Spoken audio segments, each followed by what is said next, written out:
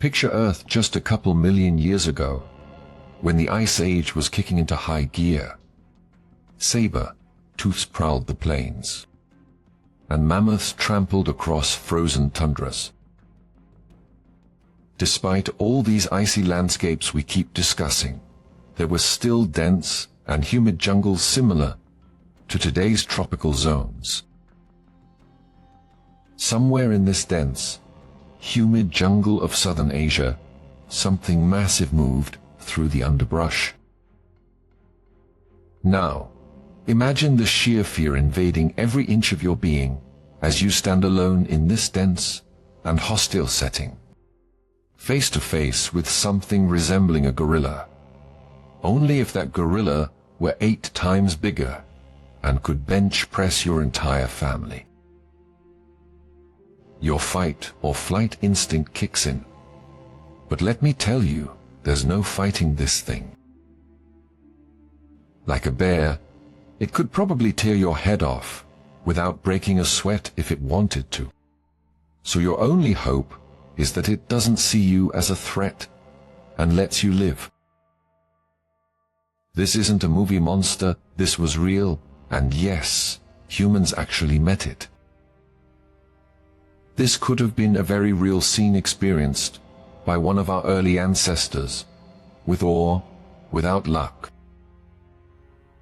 Meet Gigantopithecus, the largest primate to ever walk the earth.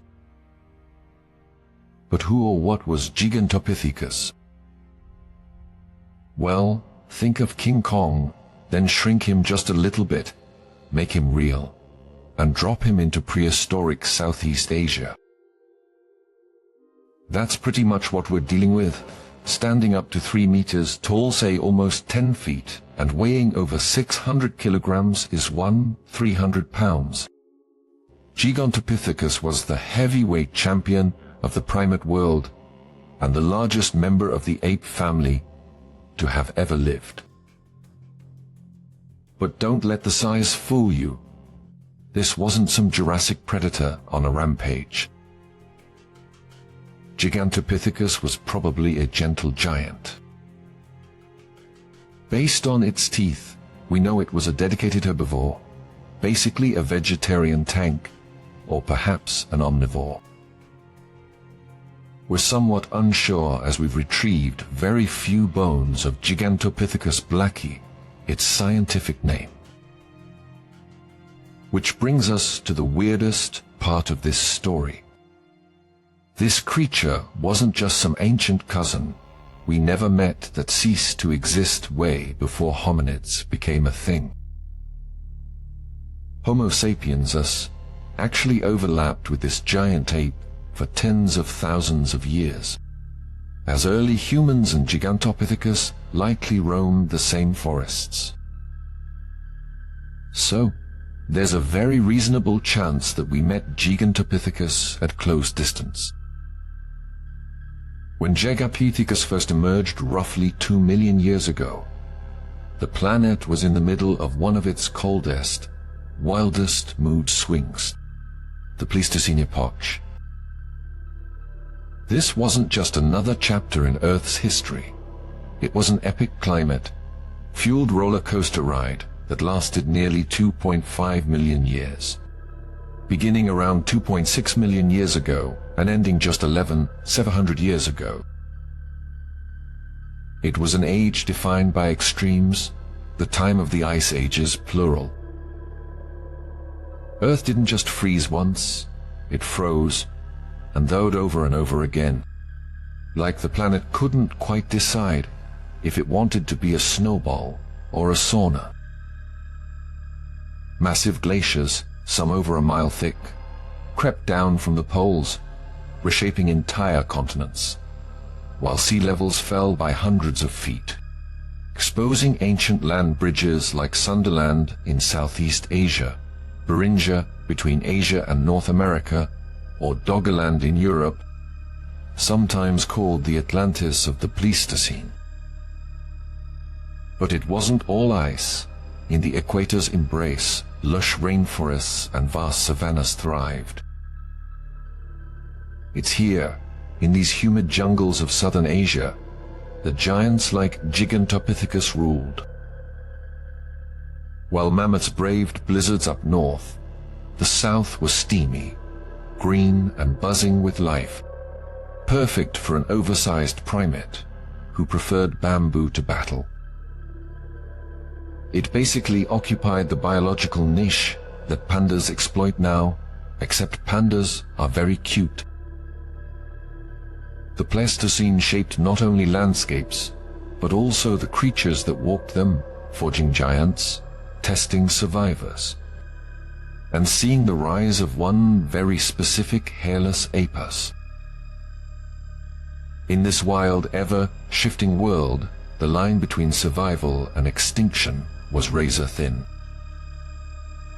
That's the world Gigantopithecus was evolving in, at least up until 300,000 years ago, right before the dawn of modern humans, or perhaps exactly at the same time. Who knows? So, just how big was this banana-chugging titan? Let's break it down. Imagine giving a gorilla a subscription to protein shakes, a decade of jungle gym training, and absolutely zero predators. That's the vibe. The average old human can deadlift maybe 70 to 90 kilograms, 150 to 200 pounds without embarrassing themselves, while an elite strongman can lift somewhere around 400 to 500 kilograms, say 80 to 100 pounds. But Gigantopithecus, this jungle juggernaut, is estimated to have weighed up to 60 kilograms as 450 pounds, and likely could have lifted more than its own body weight, putting its max force well over 900 kilograms at 2,000 pounds. That's not a workout, that's furniture relocation on a geological scale. Since modern silverback gorillas can already toss logs and tree trunks with ease, lifting between 800 kilograms C1 to nearly 4,000 pounds, Gigantopithecus was likely on par or even stronger. It didn't just move things, it rearranged the jungle. Let's talk jaws. A human bite force tops out around 150 psi, about 10.5 G per square cm, while elite boxers might push to 250 psi. Gigantopithecus, however, likely had a bite force of 500 to 2,000 psi, which is 10 times stronger, not for fighting, but for grinding tough, fibrous bamboo stalks, as if it were munching celery. Its molars were brick-sized, flat, heavy, duty-chewing machines made to crush, grind, and pulverize greenery into paste. With such a huge jaw, you might think it had a ridiculously small brain, right? Well, kind of. With an estimated brain volume of 500 to 600 cubic centimeters, Gigantopithecus sat between orangutans and gorillas in brain size, despite weighing twice or thrice their weight. We, on the other hand, average 300 to 400 cubic centimeters. So no, it wasn't splitting atoms, but it probably remembered good feeding grounds, avoided danger, and might have even used primitive tools, though not fire. Think forest, hardened wisdom, not tech support. Its brain volume was actually on par with some relatives such as Homo naledi or Homo floresiensis, the real-life hobbit. Speed, forget about it. Your average person jogs at around 12 to 15 km. Usain Bolt clocks in at 44 km at peak sprint. And gorillas can hit 30 to 40 km in short bursts. Gigantopithecus probably moved at 10 to 15 km per hour tops. And that's being generous. This wasn't a creature that fled. It existed, moved slowly, stayed big, and hoped nothing wanted to pick a fight with a 3-meter-tall, 600-kilogram walking forest fridge, and it was right most of the time. Speaking of height, yes, Gigantopithecus may have stood up to 3 meters tall, around 9.8 feet, when rearing on its hind legs. But like gorillas and orangutans, it likely spent most of its time knuckle, walking with a hunched posture. For comparison, a silverback gorilla maxes out around 1.8 meters of 5 feet 11 inches and 200 kilograms, as 440 pounds. While an average human stands around 1.7 meters at 5 feet 7 inches and weighs between 60 and 80 kilograms and 130 to 175 pounds. Gigantopithecus likely stood about 1.8 to 2 meters tall at shoulder height, so roughly 5 feet 11 inches to 6 feet 6 inches when knuckle walking, depending on posture and individual size. Climbing is a bit of a mystery. Orangutans, despite their bulk, are tree climbing specialists. However, Gigantopithecus was so large that tree climbing may have been limited to very thick, low branches. It might have still pulled itself up using sheer arm strength, but it probably did more reaching than climbing. After all, why swing from a branch when you can just reach the canopy from the ground? Its senses, meanwhile, were probably solid. Like all apes, it would have had sharp binocular vision, crucial for navigating a three-dimensional forest world. And its hearing and smell were likely better than a human's, though not hyper-evolved enough to hear every predator rustle or smell every ripe fruit in the trees. And then there's reproduction, the Achilles heel of most megafauna. Orangutans have one of the slowest reproductive rates of any primate, producing one baby every 7 to 8 years. And Gigantopithecus likely followed a similar path. That's a huge risk in a changing world, because when food vanishes or forests shrink, you can't just crank out a new generation and hope for the best. Slow breeders often don't get second chances.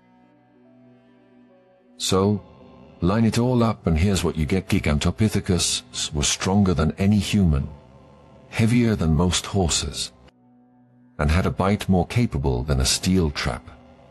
But it was slower, less adaptable, and reproduced at glacial speed. We, meanwhile, were the opposite: smaller, faster, more flexible, and probably smarter. Gigantopithecus inhabited a deep jungle kingdom. It didn't roam the world but was a homebody, sticking to warm, wetland forests in areas that today would be southern China, northern Vietnam, Laos, Thailand, and possibly Java and Borneo during times of low sea levels. During glacial periods, sea levels dropped, exposing massive areas now underwater, and these land bridges, such as Sunderland, allowed animals to migrate between islands and mainland Asia. So yes, Gigantopithecus might have been a globetrotter, just a slow one. What about the social life of this solitary giant? We don't know how social Gigantopithecus was because fossils are extremely rare. Based on modern orangutans, its closest living relative, it may have been semi-solitary, with males having large territories and females staying in smaller family groups. That said, imagine a forest clearing when two 600-kilogram males met. Probably less National Geographic, more kaiju showdown. How do we know it existed at all? Here's a plot twist. The first Gigantopithecus fossils weren't found by scientists, but by pharmacists. In 1935, German paleontologist Ralph von Koenigswald found a massive molar in a Hong Kong apothecary, where it was being sold as a dragon tooth. It looks like the beginning of an Indiana Jones movie, right? He realized this wasn't from a mythical beast, but from the biggest ape ever to walk the earth. Since then, we've only found a few hundred teeth and a handful of jawbones, mostly from limestone caves, and that's it. There is no full skeleton and no complete skull, so everything else has been educated guesswork using orangutans, gorillas, and other great apes as models. Regarding its final days and why it couldn't keep up despite its size, Gigantopithecus was living on a razor's edge and occupied a very specific niche. Its diet was super specialized, perhaps too much so, as its heavy reliance on bamboo and fruit meant it was extremely vulnerable to environmental changes. As the climate cooled and forests shrank, the food ran out fast. Meanwhile, early humans were thriving. They hunted, adapted, made tools, crossed rivers, and shaped fire. We evolved to be flexible, forged by our environment to exploit as many food sources as possible, with a huge brain to help us do so. But Gigantopithecus had neither of those advantages. Some theories even suggest our ancestors might have competed with it, either directly or indirectly, potentially pushing it out or simply watching it disappear. This theory is often mentioned concerning other hominids like Neanderthals and megafauna like mammoths and saber-toothed cats. What would it be like if it was still around?